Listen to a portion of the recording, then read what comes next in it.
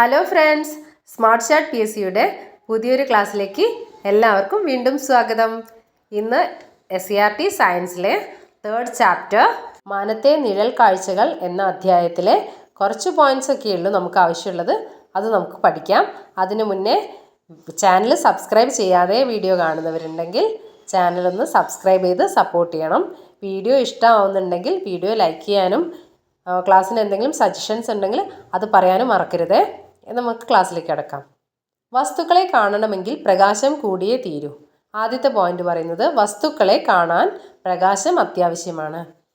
ഇവിടെ താഴേക്ക് നോക്കിയാൽ ഒരു കുട്ടി 3 കാർഡുകളൊക്കെ ക്രമീകരിച്ച് മെഴുകുതിരി വെളിച്ചം കാണാനൊക്കെ ശ്രമിക്കുന്ന അമ്മുവിൻ്റെ ചിത്രമൊക്കെ കൊടുക്കുന്നുണ്ട്. അതൊന്നും നമുക്ക് ആവശ്യമില്ല. അവിടെ വേണ്ട ഒരു പോയിന്റ് പറഞ്ഞുതരാം. ബോറോസിലിക്കേറ്റ് ഗ്ലാസ് എന്ന് പറയുന്നത് സുതാര്യ വസ്തുവാണ്. ബോറോസിലിക്കേറ്റ് ഗ്ലാസ് ഒരു സുതാര്യ വസ്തുവാണ്.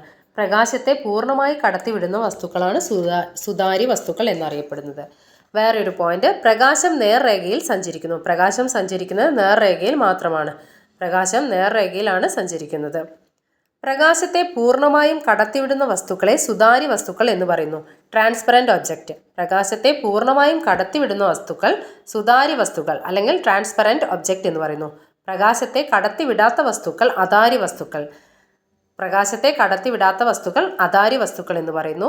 പ്രകാശത്തെ ഭാഗികമായി കടത്തിവിടുന്ന വസ്തുക്കൾ അർദ്ധധാര്യ വസ്തുക്കൾ എന്നറിയപ്പെടുന്നു. പ്രകാശത്തെ ഭാഗികമായി കടത്തിവിടുന്ന വസ്തുക്കളാണ് അർദ്ധധാര്യ വസ്തുക്കൾ.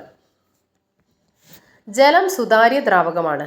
ജലം എന്ന് പറയുന്ന ഒരു സുതാര്യ ദ്രാവകമാണ്. പ്രകാശത്തെ കടത്തിവിടും. ജലത്തെ അധാര്യമാക്കാൻ അതിൽ കുറച്ച് മഷി കലർത്തിയാൽ മതി. ജലത്തെ അധാര്യമാക്കാൻ മഷി കലർത്തിയാൽ മതി. അങ്ങനെയാകുമ്പോൾ ജലം ഒരു അധാര്യ ദ്രാവകമാവും. ആകാശഗോളങ്ങളും നിഴലുകളും. ഭൂമി ഒരു അധാര്യ വസ്തുവാണ്. ഭൂമി ഒരു അധാര്യ വസ്തു ആയതുകൊണ്ടാണ് പകലും രാത്രിയും ഉണ്ടാകുന്നത്. ഭൂമി ഒരു അധാര്യ വസ്തു ആയതുകൊണ്ടാണ് പകലും രാത്രിയും ഉണ്ടാകുന്നത്. അതേപോലെ വായു ഒരു സുതാര്യ വസ്തു ആയതുകൊണ്ടാണ് നമുക്ക് സൂര്യപ്രകാശം കിട്ടുന്നത്. വായു ഒരു സുതാര്യ വസ്തുവാണ്, അതുകൊണ്ടാണ് നമുക്ക് സൂര്യപ്രകാശം കിട്ടുന്നത്. ഭൂമി ഒരു അധാര്യ വസ്തുവാണ്. ജലത്തിൽ മഷി കലർത്തിയാൽ ജലം അധാര്യ വസ്തുവാകും. അപ്പോൾ രാത്രിയിലെ ഇരുട്ടിൻ്റെ കാരണം ഭൂമി പ്രകാശത്തെ കടത്തിവിടുന്നതാണല്ലേ, ഒരു കുട്ടി ചോദിക്കുകയാണ്. അധാര്യ വസ്തുക്കൾക്ക് നിഴൽ രൂപപ്പെടുത്താൻ കഴിയും. രാത്രിയിലെ ഇരുട്ടിൻ്റെ കാരണം എന്താണ്? ഭൂമി പ്രകാശത്തെ കടത്തിവിടുന്നില്ല, അതുകൊണ്ടാണ് രാത്രി ഇരുട്ട് വരുന്നത്. അധാര്യ വസ്തുക്കൾക്ക് നിഴൽ രൂപപ്പെടുത്താൻ കഴിയും. അധാര്യ വസ്തുക്കൾക്ക് നിഴൽ രൂപപ്പെടുത്താൻ കഴിയും. അടുത്തത് സൂര്യഗ്രഹണം. സൂര്യനും ഭൂമിക്കുമിടയിൽ ചന്ദ്രൻ നേർരേഖയിൽ വരുമ്പോൾ ഭൂമി ചന്ദ്രൻ്റെ നിഴൽ പാതയിൽ വരും. അപ്പോൾ ചന്ദ്രൻ്റെ നിഴൽ ഭൂമിയിൽ പതിക്കുന്നു. നിഴൽ പതിക്കുന്ന പ്രദേശത്തു നിന്നും നോക്കുമ്പോൾ സൂര്യനെ കാണാൻ സാധിക്കുന്നില്ല. ഇതാണ് സൂര്യഗ്രഹണം. സൂര്യനും ഭൂമിക്കുമിടയിൽ ചന്ദ്രൻ നേർരേഖയിൽ വരുമ്പോൾ ചന്ദ്രൻ്റെ നിഴൽ ഭൂമിയിൽ പതിക്കും. അപ്പോൾ നിഴൽ പതിക്കുന്ന പ്രദേശത്തു നിന്ന് നോക്കുമ്പോൾ സൂര്യനെ കാണുന്നില്ല. ഇതാണ് സൂര്യഗ്രഹണം. പിന്നെ നിഴലിനെ പറ്റി പറയുന്നുണ്ട്. ഒരു വസ്തു പ്രകാശ സ്രോതസ്സിനോട് അടുക്കും തോറും നിഴൽ വലുതായി വരിക ചെയ്യാം. ഒരു വസ്തു പ്രകാശ സ്രോതസ്സിനോട് അടുക്കും തോറും നിഴൽ വലുതായിരിക്കും. ഭൂമി പ്രകാശത്തെ തടയുന്നതാണ് രാത്രിയിലെ ഇരുട്ടിന് കാരണം. അതൊക്കെ ഓരോ പോയിന്റ്സ് ആണ് കേട്ടോ. സൂര്യഗ്രഹണങ്ങൾ പലവിധത്തിലുള്ള വിവിധ രീതിയിൽ സൂര്യഗ്രഹണം ദൃശ്യമാകുന്നുണ്ട്. ഒന്ന് പൂർണ്ണ സൂര്യഗ്രഹണം, വലയ സൂര്യഗ്രഹണം, ഭാഗിക സൂര്യഗ്രഹണം. പൂർണ്ണ സൂര്യഗ്രഹണം, വലയ സൂര്യഗ്രഹണം, ഭാഗിക സൂര്യഗ്രഹണം. ഇനി അടുത്ത ചന്ദ്രഗ്രഹണം നോക്കാം. സൂര്യനും ചന്ദ്രനും ഇടയിൽ ഭൂമിയുടെ സ്ഥാനം നേർരേഖയിൽ വന്നാൽ ഭൂമിയുടെ നിഴൽ ചന്ദ്രനിൽ പതിക്കുന്നു.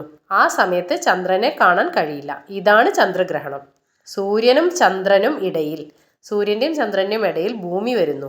ഭൂമിയുടെ സ്ഥാനം നേർരേഖയിൽ വരുമ്പോൾ ഭൂമിയുടെ നിഴൽ ചന്ദ്രനിൽ പതിക്കുന്നു. ആ സമയത്ത് ചന്ദ്രനെ കാണാൻ സാധിക്കില്ല. ഇതാണ് ചന്ദ്രഗ്രഹണം. സൂര്യഗ്രഹണം, ചന്ദ്രഗ്രഹണം നോക്കി. ഇവിടെ കുറച്ച് പോയിന്റ്സ് പറയുന്നുണ്ട്. സുതാര്യ വസ്തുക്കൾ നിഴൽ ഉണ്ടാക്കുന്നില്ല.